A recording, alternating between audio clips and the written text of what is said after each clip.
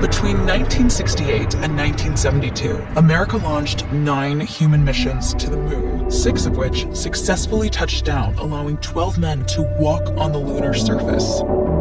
NASA's next chapter of lunar exploration, called Artemis, has the task of not just going to the moon to create a long-term human presence on and around it, but also to prepare for ever more complex human missions to Mars. In short, everything we must be able to do here, we must first do here.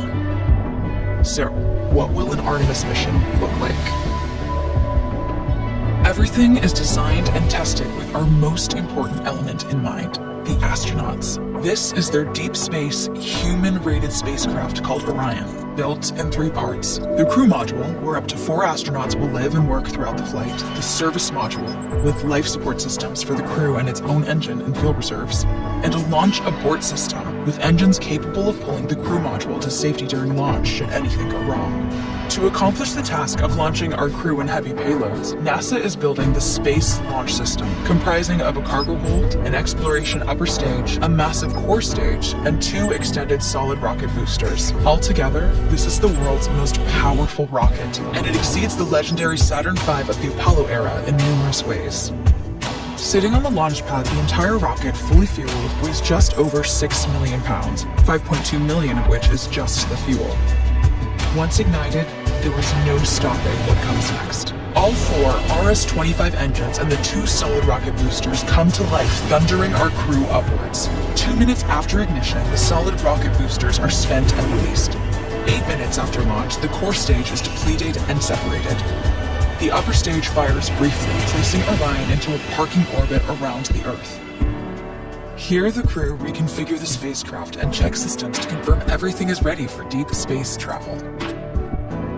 With a go from mission control, the crew reignite the exploration upper stage engines to leave Earth entirely. The exact timing of this maneuver is critical to reach a speed that can escape Earth's gravitational pull, but also put Orion on a course that will intersect the moon days later. Once this burn is complete, the upper stage of the SLS is jettisoned and the crew aboard Orion coast for several days toward all that awaits them at the moon. Approaching the moon, we see the fundamental differences between Artemis and Apollo. Instead of requiring Orion to serve as an expendable lunar command module or to carry a constrained lunar lander, the Artemis missions will take advantage of a different approach, pre-staging. Everything needed for lunar missions will be positioned in advance by commercial and international partners. This includes rovers, science experiments, and human-rated systems on the surface. But it also includes a dedicated lunar station in orbit around the moon called Gateway. Here at this station, we can pre-stage a robust lunar lander and establish a strong communications relay. Designed with open standards, the Gateway can be expanded as new missions and partnerships develop, allowing multiple human missions on the moon at the same time and enabling ongoing science to be conducted even between human missions. The Gateway is also capable of adjusting its orbit to allow access to every part of the moon, something the Apollo missions could not do.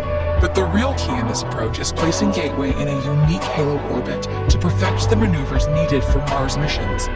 And with the growing list of commercial and international opportunities, Gateway is the ideal hub between Earth and all that lies beyond.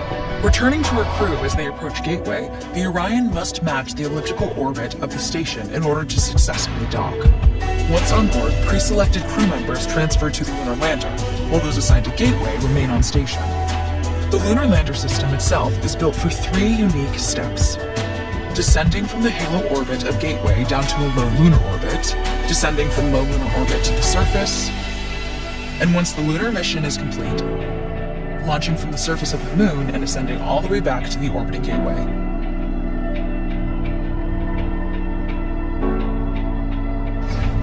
Once back aboard the Orion spacecraft and undocked from Gateway, the crew fire their engine once to break out of the halo orbit, and once again to sling the spacecraft around the moon, placing it on a multi-day trajectory back towards Earth. As they near the end of this journey, the service module is released, and the crew module is oriented heat shield first. Entering Earth's atmosphere at 25,000 miles per hour, the friction of air slows Orion considerably, while also subjecting it to temperatures of 5,000 degrees. With the Orion now at just 300 miles per hour, a series of parachutes uniquely tested and produced for this moment deploy, decelerating the craft to just 20 miles per hour for splashdown. With each successful mission, Artemis ushers in the next wave of men and